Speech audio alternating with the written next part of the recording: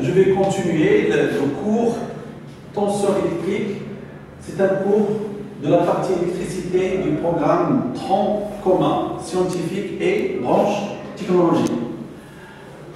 Cette partie elle traite, comme vous voyez, les propriétés de la tension électrique.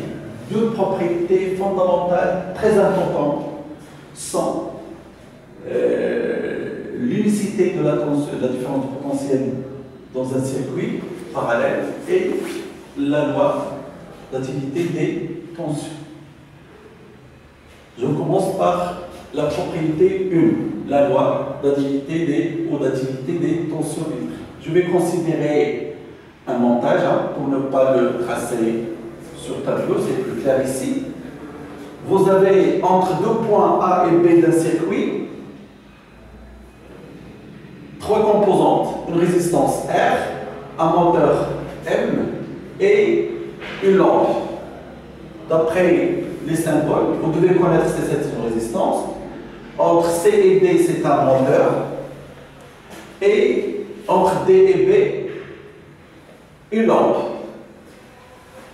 Les composants sont alimentés par un circuit. Je vais dire que R, M et la lampe sont montés en série. Montage suivant. C'est un montage série. Par mesure, c'est-à-dire en se basant sur des mesures expérimentales.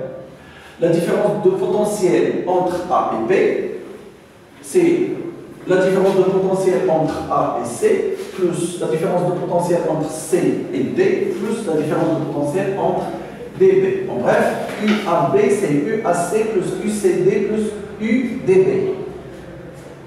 Expérimentalement, la relation est vérifiée quel que soit le circuit.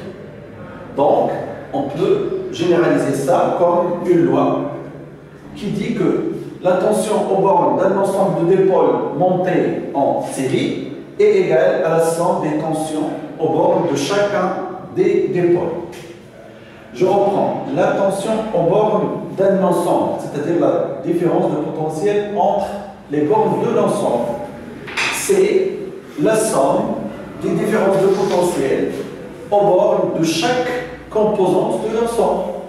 Si le nombre de composantes c'est 3, donc ça fera la somme de 3 tensions. Si c'est 4, c'est la somme de 4 tensions. C'est la loi d'activité des tensions. C'est une loi très importante. La deuxième propriété, elle traite des circuits qui présentent des branches en parallèle. Dans la partie courant électrique, on a dit c'est quoi un nœud et c'est quoi des branches parallèles dans un circuit. Je vais vous donner un exemple ici.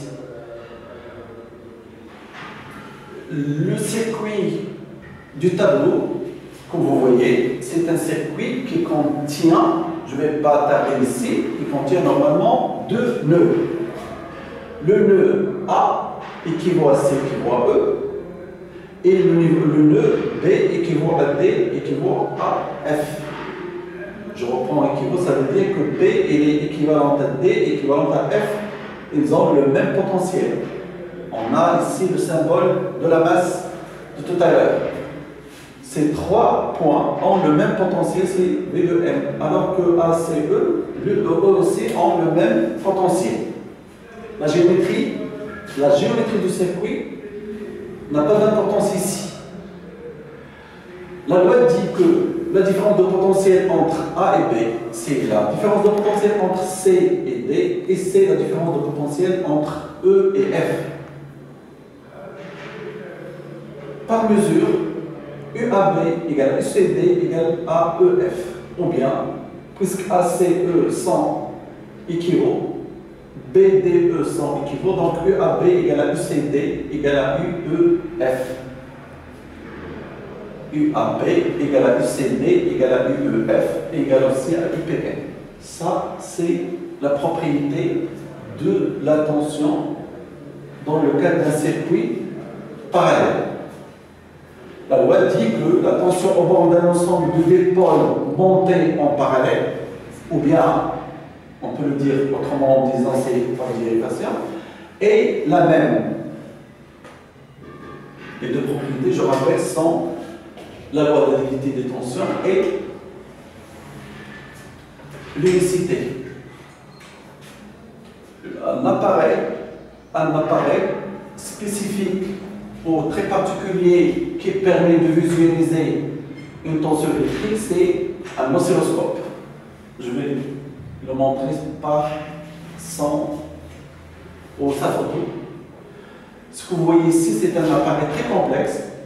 Nous, on va l'utiliser ici comme écran qui permet de visualiser la tension. Je ne vais pas, si vous voulez, m'emmerder avec toutes les touches que vous voyez sur la photo de l'appareil. Pour nous, cet appareil, c'est un appareil qui permet de visualiser la tension. Évidemment, sur son écran. Ici, c'est l'écran, les touches de commande. Les bornes d'entrée, c'est le commun. Et l'entrée Y, c'est l'entrée rouge. Donc, sur un oscilloscope, le plus important, c'est l'entrée commun en noir et l'entrée Y en rouge. Pour visualiser une tension, il faut la brancher entre l'entrée com et la voie Y en rouge. Là, le générateur branché avec l'oscilloscope donne une tension V plus moins V moins. V plus moins V moins. Si on avait un voltmètre, on va normalement voir une tension numérique. Ici, vous avez une courbe qui est horizontale. Une courbe horizontale veut dire que la tension il est constante. C'est très difficile, mais ce qu'on nous demande, c'est ça. Une tension constante sur l'écran d'un oscillo, il sera représenté par une courbe ou une droite horizontale. Sa valeur, c'est, il sera calculé par le produit de la distance entre la droite qui représente la tension et l'axe de symétrie de l'écran. C'est la distance que j'ai représentée par Y, que je vais multiplier par l'échelle que je vais appeler la sensibilité. Donc je vais dire que pour mesurer cette tension, je vais relier la borne positive à la voie Y, ce que j'ai dit tout à l'heure, la borne négative à la borne com. La sensibilité verticale, c'est le nombre de divisions par le nombre de volts par division. Donc c'est SV égale à 500 mV par division. Cela veut dire que chaque carreau il va représenter 500 mV. Et la grandeur s'appelle la sensibilité horizontale. Alors, la tension mesurée U, c'est SY fois Y. Normalement, c'est SV ici, hein, parce que j'ai dit que SV, c'est la sensibilité verticale. Ça, c'est pour une tension constante. Numériquement, ici, c'est 0,5 que multiplie 3, parce que vous avez ici 3 divisés. 1, 2, 3. Donc, Y, c'est 3. SB, c'est 0,5. 500 mV par division, c'est 0,5. Et U, c'est 0,5 fois 3. Et ça donne 1,5 volts. Je reprends la distance Y, c'est la distance entre la courbe qui est une droite et qui représente la tension par rapport à l'axe de symétrie de l'écran. Donc, la dernière partie de ce cours, hein, presque, c'est le cas d'une tension variable. Donc jusqu'à maintenant, on n'a utilisé que des tensions qui ont des valeurs constantes. On les a appelées des tensions continues au niveau collège. Mais vous devez savoir qu'il existe des tensions qui varient en fonction du temps. Et l'appareil qui permet de générer une tension variable dans le temps, c'est un GBF.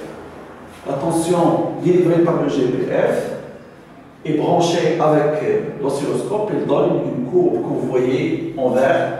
C'est une courbe qu'on va appeler une courbe sinusoïdale.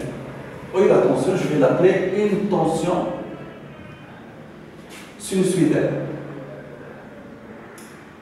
La valeur maximale, la valeur efficace de cette tension, ça, je vais pas tarder au-dessus, parce que ça, vous l'avez vu au collège.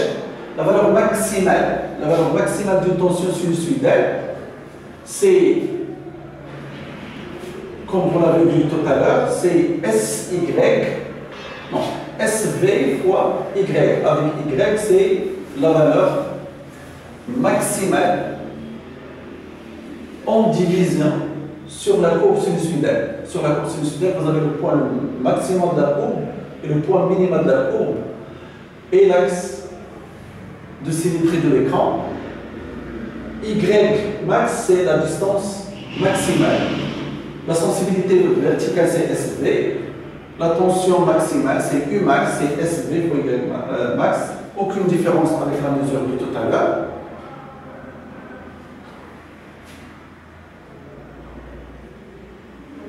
Là, c'est une notion aussi que vous avez vue au collège, c'est la tension efficace. La tension efficace peut être, non, est définie, je m'excuse, est définie par la valeur maximale que divise le nombre racine de 2.